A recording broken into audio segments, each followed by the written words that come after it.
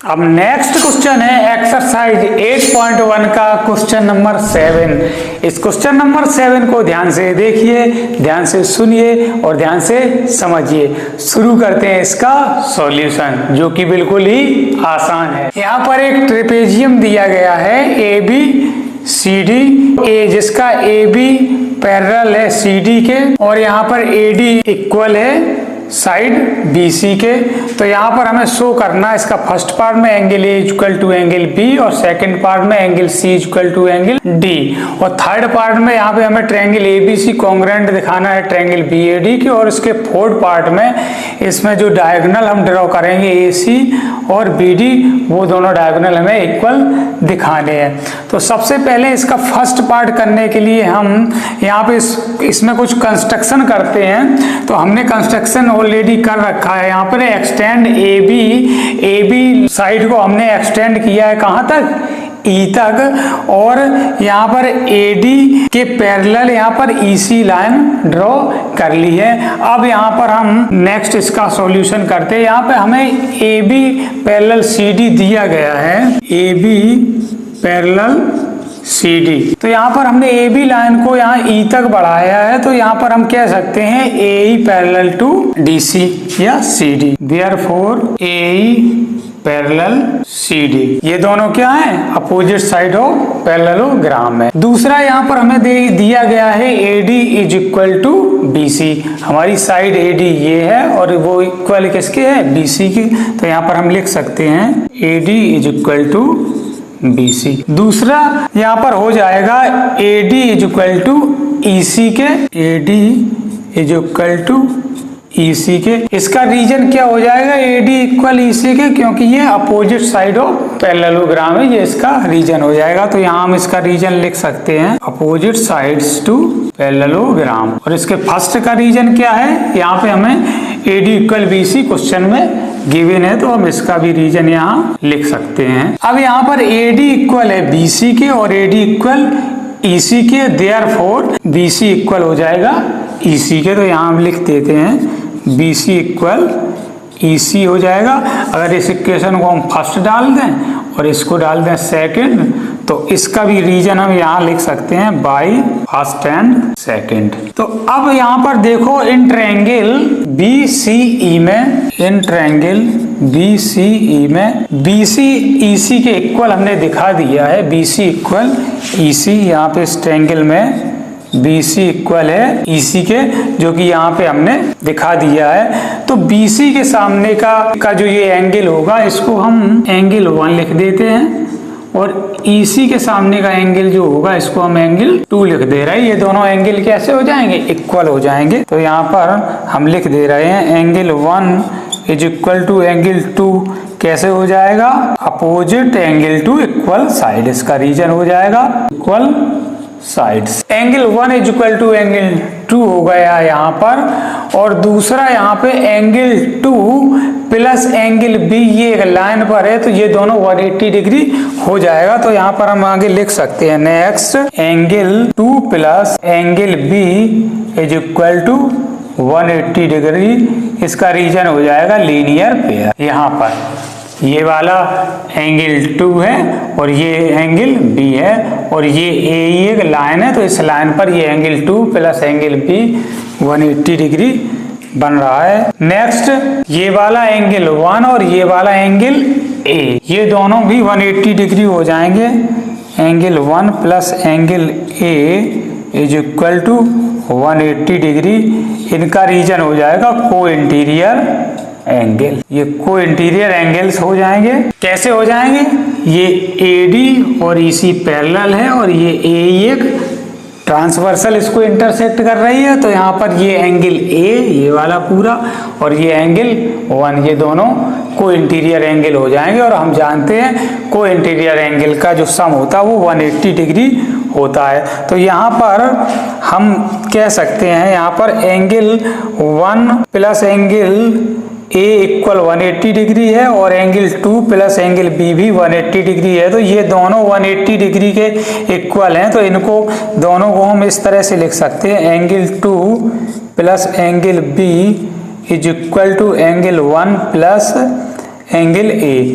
क्योंकि ये दोनों 180 डिग्री के इक्वल हैं, तो इन दोनों को हम यहाँ पे इक्वल कर सकते हैं। अब यहाँ हम पीछे दिखा चुके हैं angle 1 is equal to angle 2, तो हम यहाँ पर एंगल 2 की जगह भी हम क्या रख सकते हैं, एंगल 1 यहाँ से रख सकते हैं। तो हम यहाँ पे एंगल 2 की जगह एंगल 1 रख देंगे, plus angle B as it is रहेगा, इक्वल एंगल 1 की जगह एंगल 1 एज इट इज रहेगा, प्लस एंगल ए की जगह एंगल ए हो जाएगा।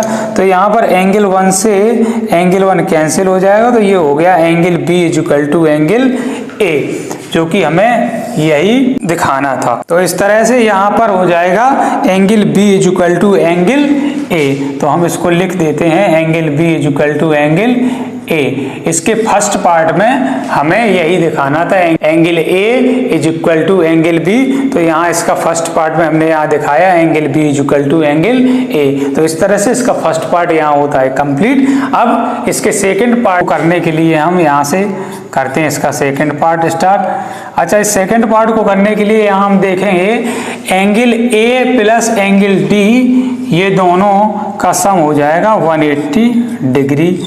इसका रीजन भी हम बताए देते हैं कैसे हो जाएगा ये 180 डिग्री। ये दोनों ए और डी सी क्या है, पैरेलल लाइन है, और यहाँ पे ए डी ट्रांसवर्सल इंटरसेक्ट कर रही, तो angle A plus angle D का जो रीजन हो जाएगा वो को इंटीरियर एंगल हो जाएगा।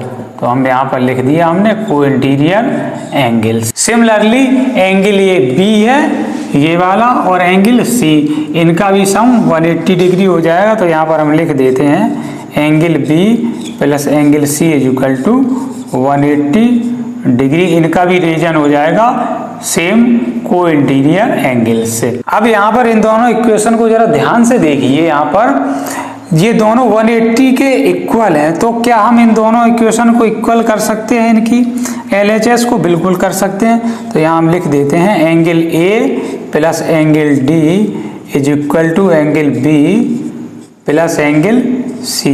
पीछे हम दिखा चुके हैं यहाँ पर angle A is equal to angle B, यहाँ हम शो कर चुके हैं। ये angle B is equal to angle A यहाँ पर हम दिखा चुके हैं। तो यहाँ पर एंगल ए की जगह भी हम एंगल बी यहाँ से लिख सकते हैं। तो यहाँ पर एंगल ए की जगह लिख दिया हमने एंगल बी, बाकी हमने जो भी एंगल थे उनको एज इट इज लिख लिया है यहाँ पर।